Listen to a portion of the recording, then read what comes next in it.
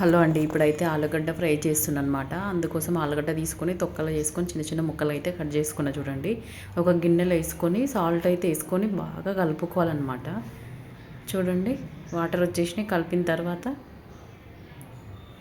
ఇంకా కొంచెం మిక్స్ చేద్దాం. ఇప్పుడు తర్వాత మంచినీళ్ళు పోసుకొని అయితే కడుక్కొని పక్కన పెట్టుకోవాలి. చూడండి, మళ్ళీ ఒకసారి విసుకాలన్నమాట, ఎందుకంటే సాల్ట్ వాటర్ వాటికి పట్టింది కదా. ఇంకా పక్కన పెట్టుకున్న వాటర్ వంపేసి తర్వాత కడాయి తీసుకొని ఆయిల్ తీసుకోవాలి. ఆయిల్ కొంచెం ఎక్కువ వేసుకోవాలి, ఎందుకంటే ఫ్రై కాబట్టి. ఇంకా నేను ఆయిల్ తీసుకున్న తర్వాత ఆయిల్ హీట్ అయిన తర్వాత అందులో ఆవాలు, జీలకర్ర, కొంచెం శనగపప్పు, ఇందులోనే కొంచెం మినపప్పు కూడా వేసిన అనమాట. రెండు కలిపి వేసిన. ఇవి కూడా కొంచెం ఫ్రై కావాలి. చూడండి, గోల్డెన్ బ్రౌన్ కలర్ వచ్చేస్తున్నాయి. మంచిగా గోల్డెన్ బ్రౌన్ కలర్ వచ్చిన తర్వాత కరివేపాకు వేసుకొని ఇవి కూడా కొంచెం ఫ్రై అయిన తర్వాత ఆలుగడ్డలు అయితే వేసుకోవాలి. చూడండి, అన్నీ వేసుకొని బాగా కలుపుకోవాలి. ఇంకా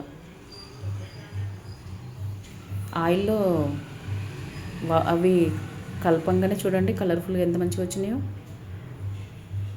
ఇలానే కొంచెం ఆయిల్లోనే బాగా ఫ్రై చేసుకోవాలి. ఇప్పుడే మసాలాలు ఏమీ వేయకూడదు.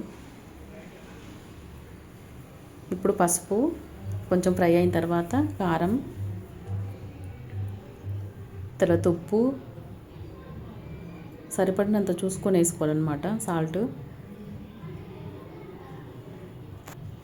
ఇంకా అల్లం వెల్లుల్లి పేస్ట్,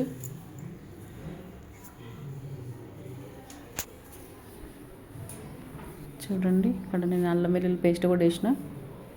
ఇంకా అన్నీ వేసుకున్న తర్వాత బాగా కలుపుకోవాలి, పీసెస్కి పట్టేటట్టు మొత్తము. సగం ఫ్రై అయినాక తర్వాత మాత్రమే ఇవి వేసుకోవాలన్నమాట. అస్సలు మెత్తగా కాదు, బాండికి అంటుకోదు. మనం అప్పుడప్పుడు మామూలు కర్రీస్ చేస్తే ముక్క విరిగిపోతుంది, చిన్న చిన్న ముక్కలు అవుతాయి అన్నమాట. ఇట్లా అస్సలు కాదనమాట. మనం ఎట్లా వేస్తామో కట్ చేసినప్పుడు అట్లానే ఉంటాయి అన్నమాట. చూడండి, ఫ్రై అయిపోయినాయి. ఇప్పుడు అయ్యిందో లేదు చూద్దాము. లేదు, ఇంకా కొంచెం ఉడకాలన్నమాట. ఇంకా కొంచెం సేపు ఉంచుదాం.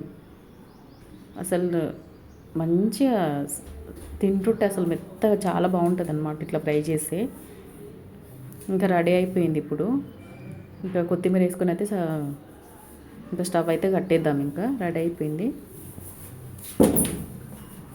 చూడండి, నేనైతే సర్వ్ చేస్తున్నా. కొంచెం కొత్తిమీరతో అయితే గార్నిష్ అయితే చేసిన. చూడండి, వీడియో నచ్చితే లైక్ చేయండి.